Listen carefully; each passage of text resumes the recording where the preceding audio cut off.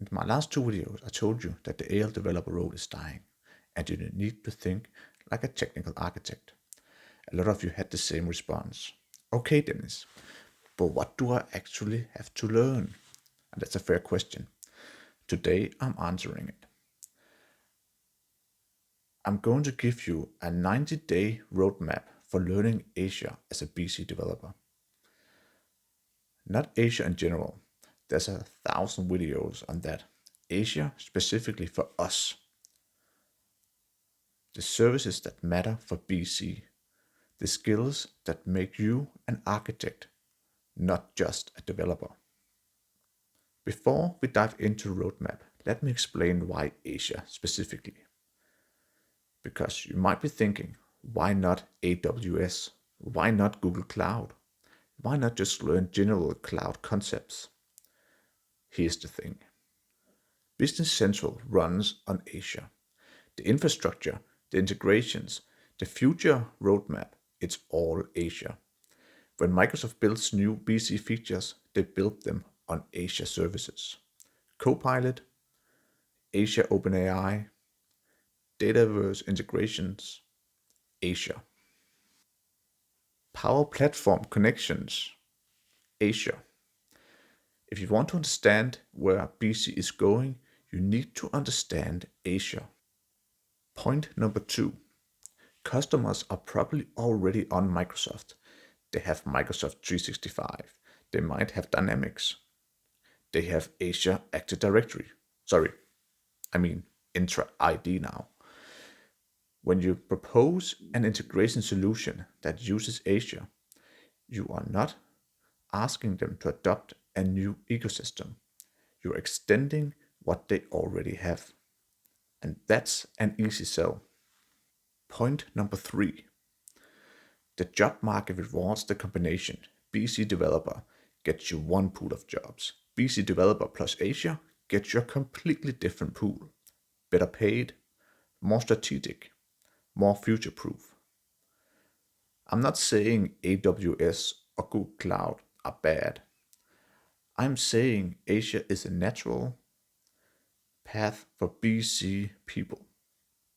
It's where the synergy is.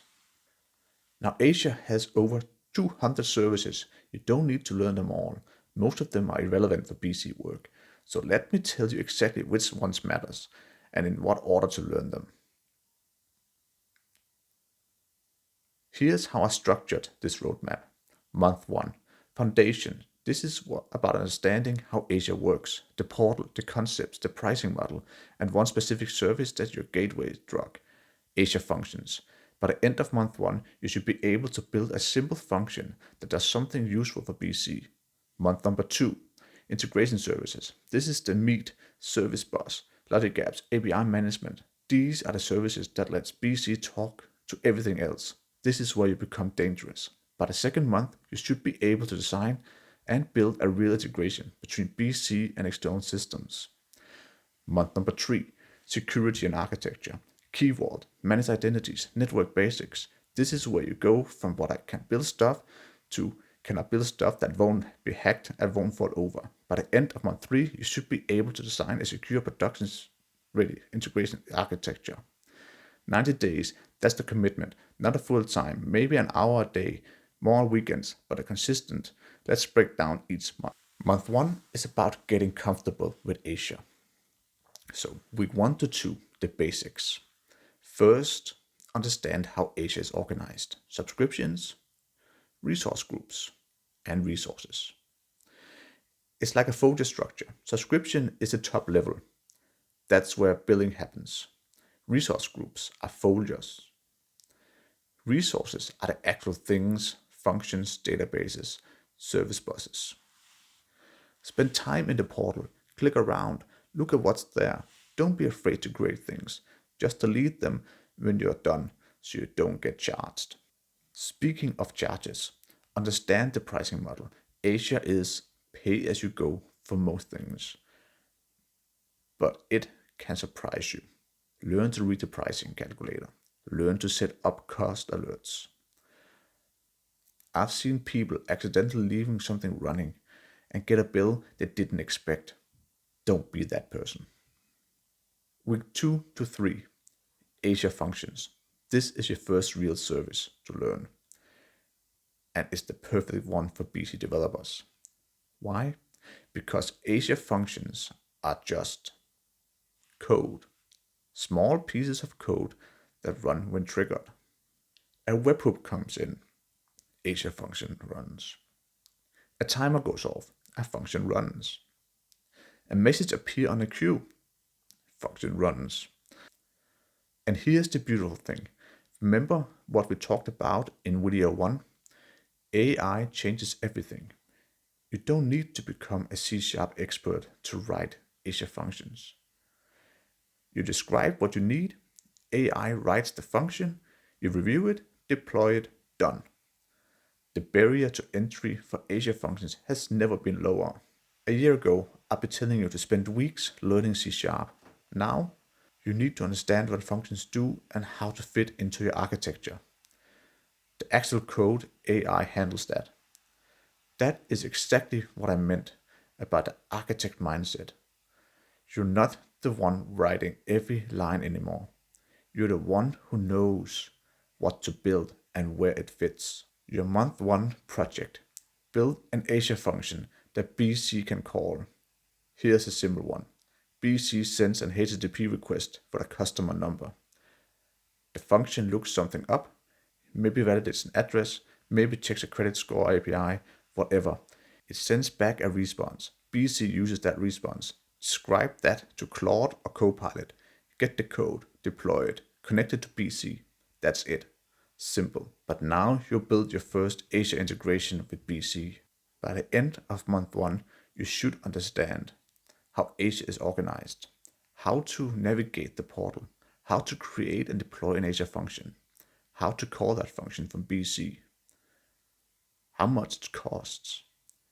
That's your foundation. Now we build on it. Month 2 is where it gets interesting. This is where you learn the services that make you an integration architect. Week 5 to 6, Azure Service Bus. If Azure Functions is about running code, Service Bus is about moving messages. Here's the concept. Instead of BC calling another system directly, BC puts a message on the bus. The other system picks up the message when it's ready. Why does this matter? Decoupling. BC doesn't need to know if the other system is online. It just sends the message and moves on. If the other system is down, the message waits. When it comes back up, it processes the messages. Reliability, messages don't get lost. They sit in a queue until they're processed. If something fails, you can retry. You can dead letter, you can expect what went wrong. Scale, one message or a million messages. Service Bus handles it all. You're not building queue management yourself. Learn the difference between queues and topics. Queues are point to point. One sender, one receiver. Topics are publish, subscribe. One sender, many receivers. For BC integrations, you'll use both. Order created, maybe that goes to a topic. The warehouse system subscribes. The webshop subscribes. The analytics system subscribes. They all get notified. Week 7 and 8. Logic apps versus Power Automate versus functions. Okay, this confuses everyone. Microsoft has like 3 different ways to do similar things. Let me clarify.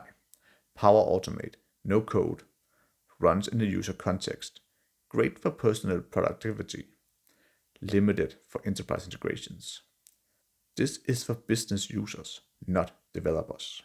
Logic apps, low code, runs in Azure, great for connecting systems with pre-built connectors. More enterprise grade, this is for integrations without heavy custom logic. Azure Functions, code first, maximum flexibility, you control everything. This is for complex logic, custom transformations, anything the connectors can't do. My recommendation for BC developers: learn functions deeply. Learn logic apps enough to know when to use them. Functions give you control, logic apps give you speed. For simple scenarios, know when to use which. Sometimes the answer is both. Logic apps for the orchestration, calling functions when you need custom logic. Week 8: API management. This one's often overlooked, but incredibly important. API management sits in front of your APIs. It handles authentications, rate limiting, caching, monitoring. It's your front door. Why does this matter for BC? When you expose BC APIs to the outside world, to partners, to webshops, to mobile apps, you don't want to expose BC directly. You want a layer in between. API management lets you control who can access what, throttle requests so nobody hammers your BC, transform requests and responses, monitor usage and errors, version your APIs without breaking clients. Your month 2 project: build a real integration. Here's a scenario. External webshop sends an order. The order hits API management, gets validated, lands on a service bus queue.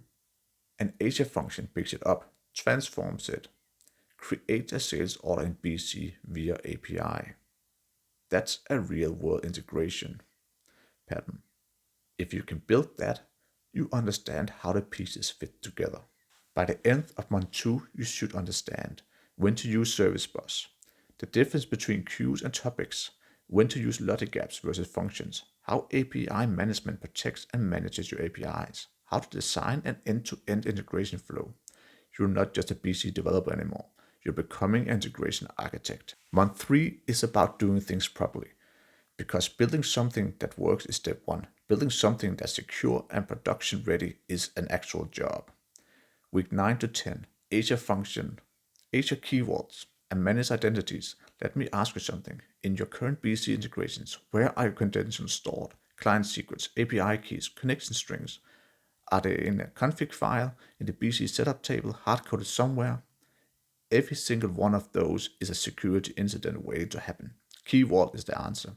It's a secret vault for secrets, keys, and certificates. Your code doesn't contain credentials. It asks Key Vault for them at runtime. But wait, if the code needs to authenticate to a Key Vault to get the secrets, don't you have the same problem? Where's that credential stored? This is where managed identity comes in. Managed identity is Azure saying, this Azure function is allowed to talk to this Key Vault. We'll handle the authentication. No credentials needed in your code. The identity is managed by Azure. You don't store anything. You don't rotate anything. It just works. This is a fundamental shift in how you think about security. No more secrets in code. No more secrets in config files. The platform handles it. Learn this. It will change how you build everything. Week 11, networking basics. I'm not going to make you a network engineer, but you need to understand the basics, and more importantly, the limitations when it comes to BC. Virtual networks, private endpoints, service tags, the concept.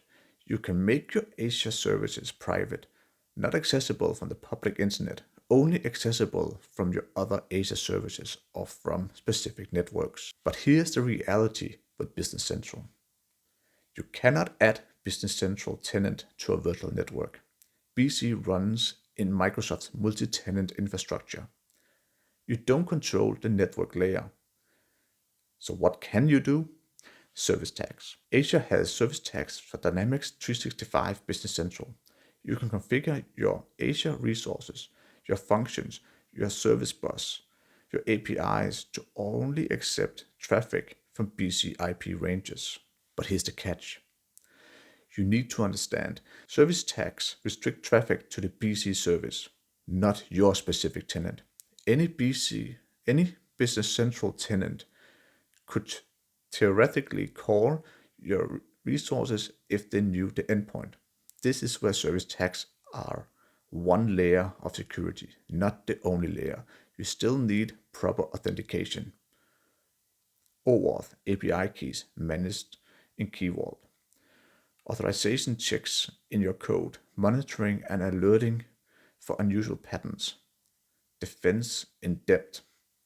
No single security measure is enough. You layer them.